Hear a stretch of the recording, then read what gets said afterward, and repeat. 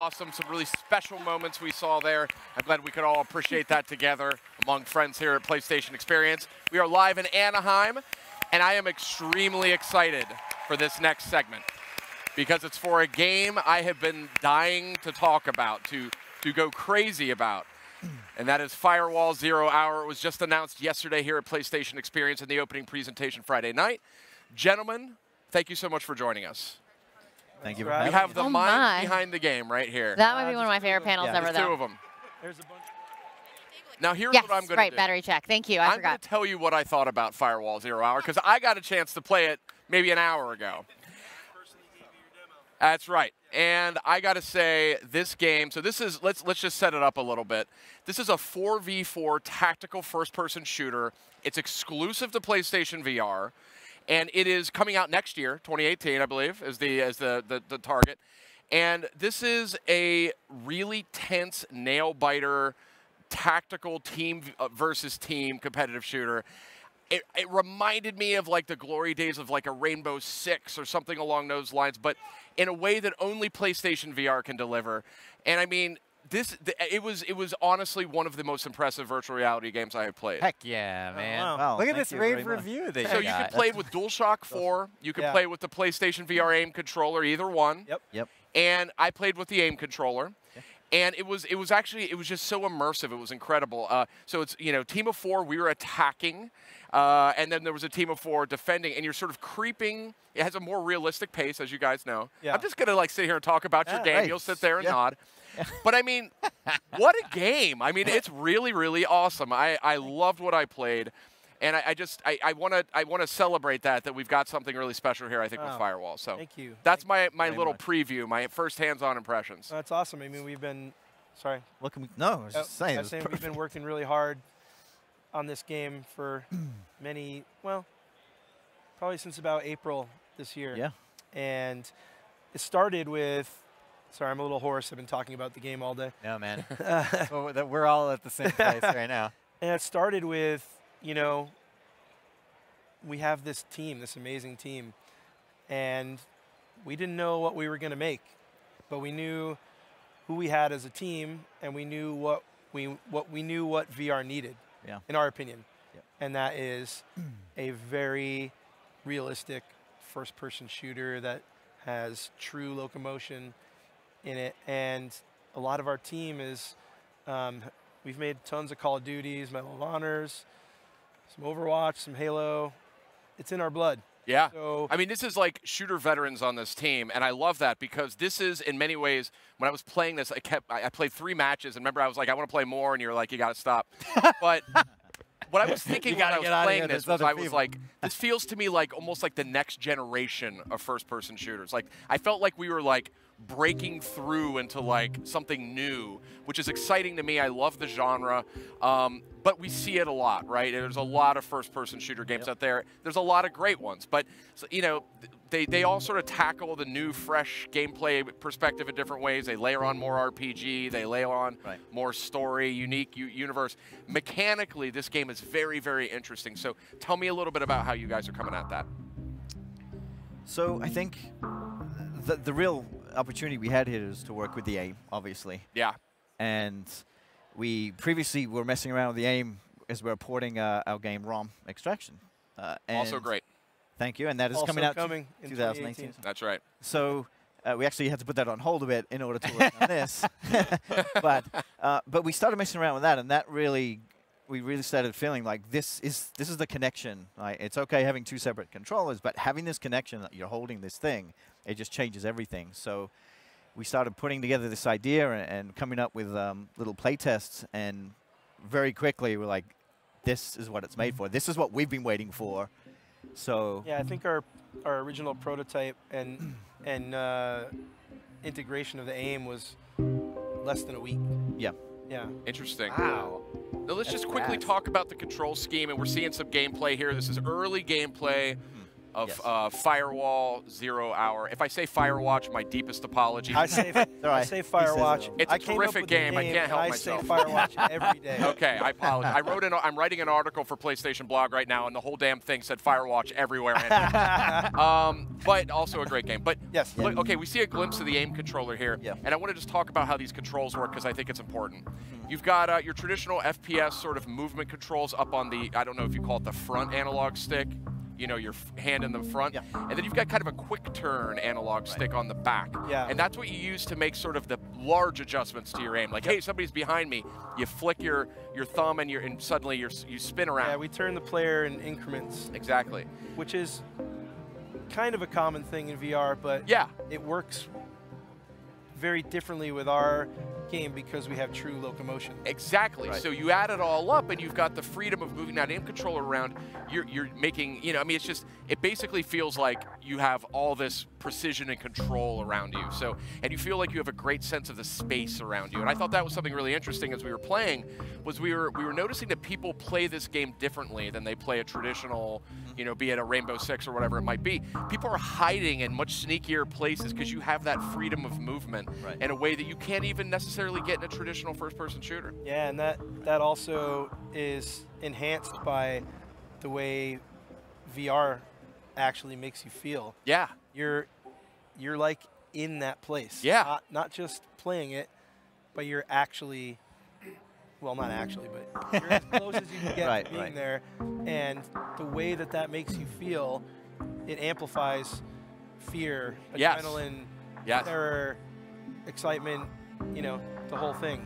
So that really works when you're creeping around like that. And, and go ahead. I was just saying, it was also really important that people pick it up and they can play it straight away. And there's lots of things going on there that make that happen. So the aim is basically the PlayStation controller. It's like broken in half, and then the pieces are moved to here, right? So it's exactly the same controls that you have. So that was really important to keep shooter controls that people know. These buttons do this. Very familiar. Now they do exactly the same thing. They're just kind of stretched out. And people just jump in straight away, and they're very familiar with the game. And there's a funny story about that is that when we were coming up with the control scheme, I was like, no, you got to do it different. He's like, no, you don't understand. It needs to be like this. And we argued about it for a little bit. It's the biggest argument we've ever had, actually. Yeah, it was a pretty good one. Voices got raised. So one of the things, let me just kind of describe a sequence as I was this is one of the things I'm writing in my article, but you know, the level that we played on is this sort of sprawling mansion. It's dark and spooky, it's shadowy. You're sort of creeping room to room with your squad. You're communicating over voice chat. Hey, you know, I don't see anything here. I think they might be upstairs. There's this cool, like, you're whispering back and forth. It just immediately works in a way that I've never actually done in traditional FPS games. Oh, wow. There's just the methodical pacing of the game. You're sort of creeping and looking. It feels like this weird, like, cat and mouse game, and you're not really sure where everybody is. But you turn on a flashlight, it casts shadows all over you know, it's very atmospheric. You're sneaking your way through, and then we were passing a stairwell, and this gunfire just started pouring down on us, and I spun around and emptied my shotgun at the figures that were sort of fleeing around the corner.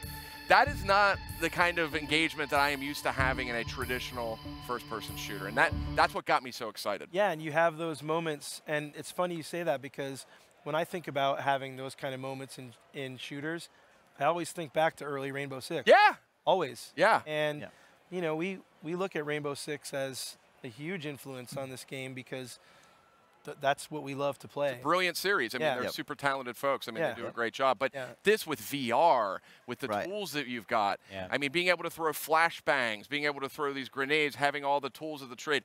Ryan, surely you have something that you want to say. I do, actually. Thanks, Sid. Yeah, of course. No, I just wanted to, it was something you touched on earlier, which I'd actually like to circle back to, which is the feeling of immersion you get in VR. To me, that's not just a feeling, it also adds a wrinkle to gameplay.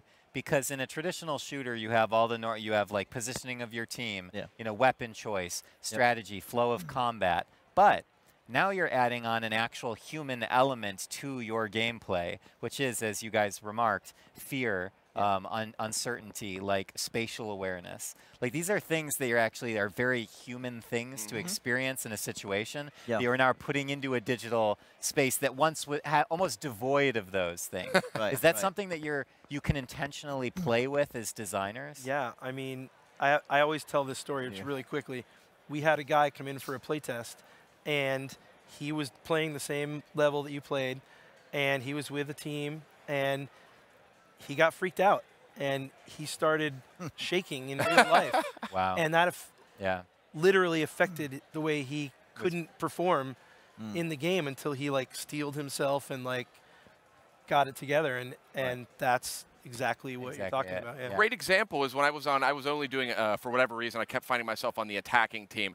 And at one point, I was just like, I'm just going to go right through those front doors. I'm just going to go right through there. I've got a shotgun. I'm going to blow anything away that stands in front of me. Good luck with that. Yeah, and you kind of have to be like, you know, and just you open the door and you're just, you know, there's an intensity to it. Like it's concentrated in a way that, you know, I think sprinting down corridors and spraying, you know, SMGs and stuff, that's great. I love games like that. But this gets it back to basics in a way that I really think competitive shooter fans are going to go flip out for. I mean, it's been a long time since I played a competitive game that's gotten me this excited. Wow, that's so awesome to hear. I mean, refreshing. Just super refreshing. I have another question that we have to double back to.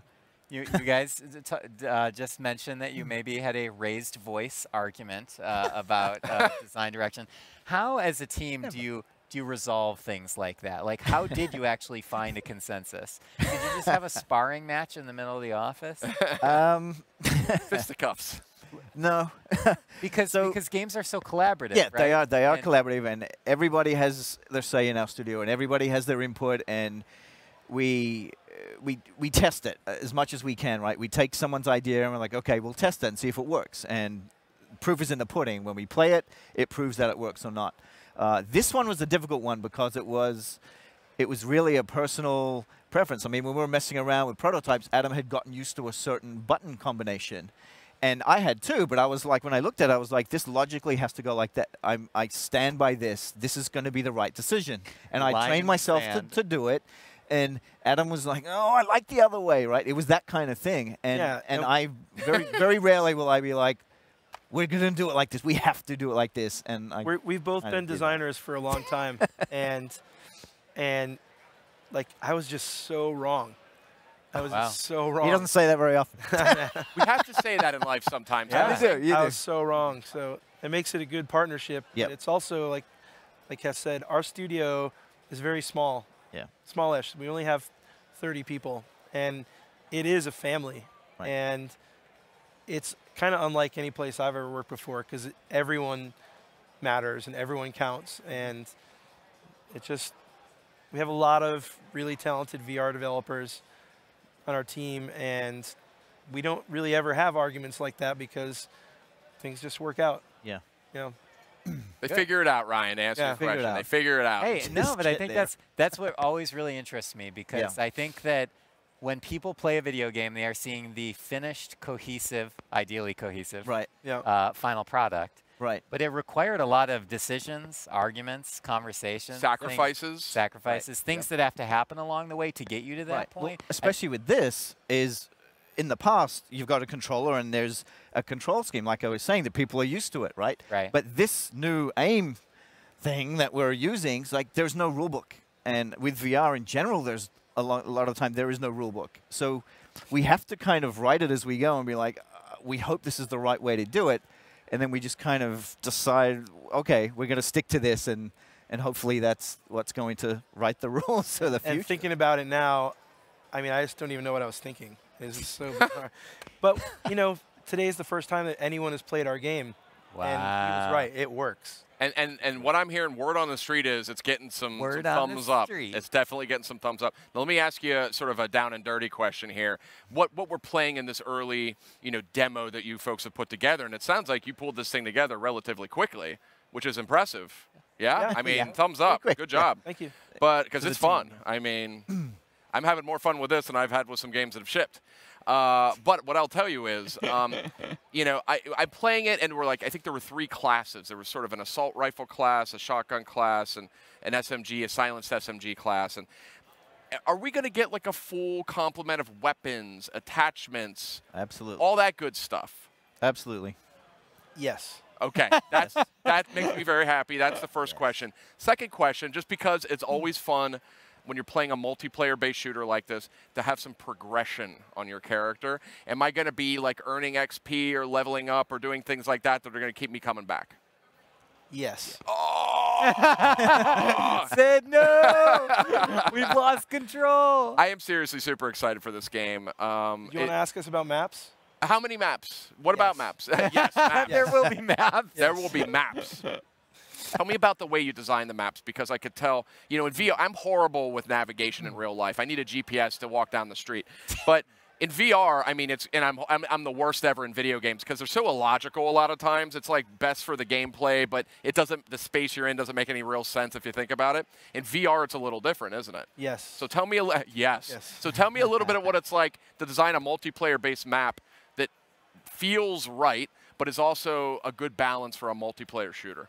Okay, so that's where our kind of COD guys and all the designers we have, their strength really comes into it. So we've got 10, 15 years of experience in designing multiplayer maps behind us. We put a lot of those rules into this. We have our different flank routes that you can take. Everything's really, really, really carefully thought out. We play test everything just as white boxes for weeks and weeks until we kind of get it right. And then it kind of gets locked in place for the art team to come in and art over.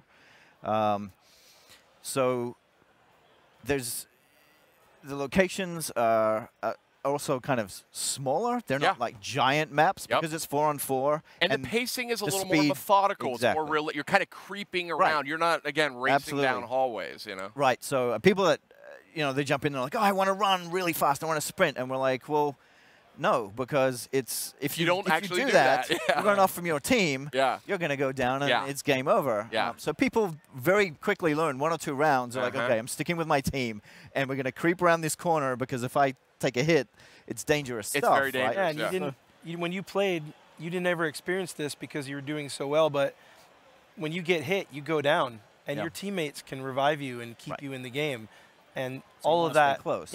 all of that comes into that, and that all goes into the design of every level. Yeah. And there's something about this game. Like, when I play, I am not great at competitive multiplayer shooters. I'll be the first to admit it, but I still like them. You know, I still play them a lot, and I have fun with them. And I'll always play the new Call of Duty. I'll always play Star Wars or whatever it is that's out. Yep. In this game, I found myself immediately doing, like, proper tactics. Like, I instinctively knew to flank, and I never remember to do that in first-person shooters. I kind of run in there, and I'm going to get them, and then I die.